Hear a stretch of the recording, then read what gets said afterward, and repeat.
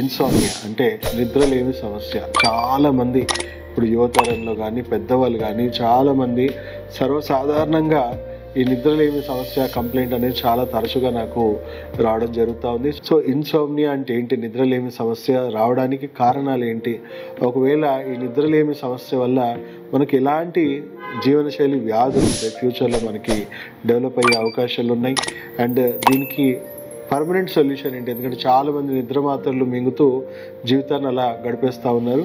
So నిద్రలేమి సమస్య చూసుకుంటే క్వాలిటీ ఆఫ్ స్లీప్, కనీసం కానీ 8 గంటలు క్వాలిటీ స్లీప్ అనేది చాలా అవసరం.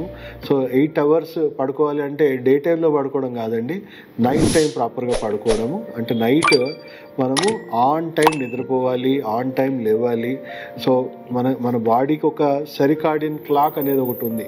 ఏ టైంలో పడుకోవాలి, ఏ టైంలో తినాలి, ఏ టైంలో వర్క్ చేసుకోవాలి, ఏ టైంలో ఏం చేసుకోవాలి అనేది బాడీకి ఒక సెరికాడియన్ క్లాక్ ఉంది. సో నేను నైట్ టైం మేల్కుంటాను, పొద్దున పడుకుంటాను అంటే మీ సెరికాడియన్ క్లాక్ అనేది కంప్లీట్గా డిస్టర్బ్ అయిపోయింది.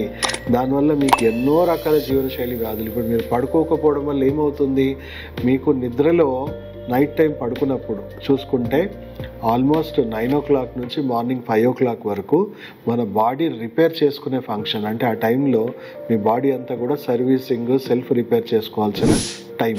సో ఆ టైంలో మీరు కంప్లీట్ గాఢ నిద్రలో ఉండాలి. అంటే మీద నిద్ర కూడా కాదు, మెడిసిన్స్ ఏది మత్తు మందులు వాడుకొని పడుకోవడం కూడా అది నిద్ర కాదు. దానివల్ల మీ బ్రెయిన్ ఇంకా అలర్ట్గానే ఉంటుంది, మీ బాడీ అలర్ట్గానే ఉంటుంది, కానీ మొద్దుబారిపోయి అలా పడుకున్నారు. కానీ శరీరంలో మాత్రం ఎలాంటి రిపేర్ ఫంక్షన్స్ జరగట్లేదు, ఇంకా నష్టమే జరుగుతూ ఉంటుంది.